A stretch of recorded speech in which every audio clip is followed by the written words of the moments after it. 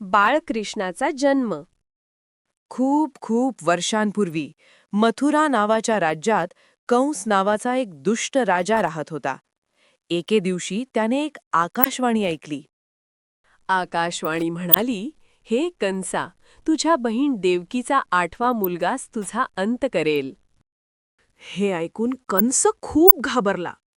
त्याने आपली लाडकी बहीण देवकी आणि तिचे पती वसुदेव यांना एका अंधाऱ्या तुरुंगात डांबले. तो तुरुंग खूप अंधारलेला आणि उदास होता.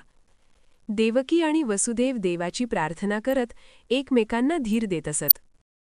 मग एके रात्री मध्यरात्र झाली तेव्हा एक चमत्कार झाला. तुरुंगाचे सर्व पहारेकरी गाढ झोपेत गेले. आणि त्याच वेळी देवकीच्या कुशीत एका गोंडस बाळाने जन्म घेतला. ते काही सामान्य बाळ नव्हते. त्याच्या चेहऱ्यावर एक दैवी तेज होते.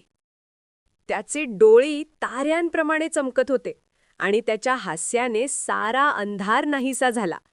ते होते बाळकृष्ण. तेव्हा पुन्हा आकाशवाणी झाली, वसुदेवा, या बाळाला तुझा मित्र नंद याच्या घरी गोकुळला घेऊन जा. वसुदेवाने बाळकृष्णाला एका टोपलीत ठेवले आणि अंधाऱ्या वादळी रात्री ते गोकुळच्या दिशेने निघाले. वाटेत यमुना नावाची एक मोठी नदी होती. वादळामुळे नदीत खूप मोठमोठ्या लाटा उसळत होत्या. वसुदेवाने नदीत पाऊल टाकताच आणखी एक चमत्कार झाला. पाण्यातून एक विशाल साप, शेषनाग, बाहेर आला. शेषनागाने आपला फणा पसरवून बाळकृष्णासाठी एक छत्री तयार केली, जेणेकरून पावसाचा एक थेंबही त्याच्यावर पडणार नाही. नदी पार करून वसुदेव अखेर गोकुळ गावात पोहोचले. तिथे सर्व काही शांत होते.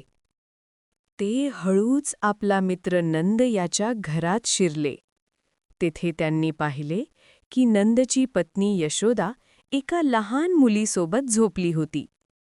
जड अंतःकरणाने वसुदेवाने आपल्या लाडक्या कृष्णाला यशोदेच्या शेजारी झोपवले आणि त्या लहान मुलीला उचलून ते मथुरेच्या तुरुंगाकडे परत निघाले. वसुदेव तुरुंगात परत पोहोचताच सर्व काही पूर्वीसारखे झाले. दरवाजे पुन्हा बंद झाले आणि पहारेकरी जागे झाले. तेवढ्यात त्या मुलीच्या रडण्याचा आवाज कंसाच्या कानावर पडला. तो रागाने धावत तुरुंगाकडे आला.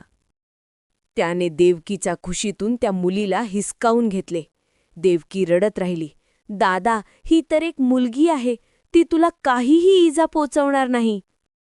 पण कंसाने ऐकले नाही.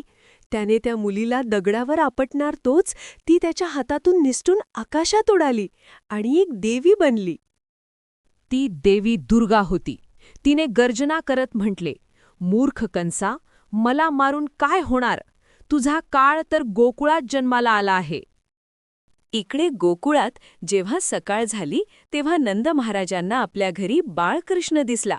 ते आनंदाने नाचू लागले. संपूर्ण गोकुळात ही बातमी पसरली. ढोल वाजू लागले, लोक नाचू गाऊ लागले आणि मिठाई वाटू लागले. यशोदा मैयेने बाळकृष्णाला आपल्या कडेवर घेतले आणि तिचे मन प्रेमाने भरून आले. सर्वजण त्याला कान्हा म्हणू लागले. अशा प्रकारे दुष्ट कंसापासून दूर बाळकृष्णाचे बालपण गोकुळात प्रेम आणि आनंदात सुरू झाले.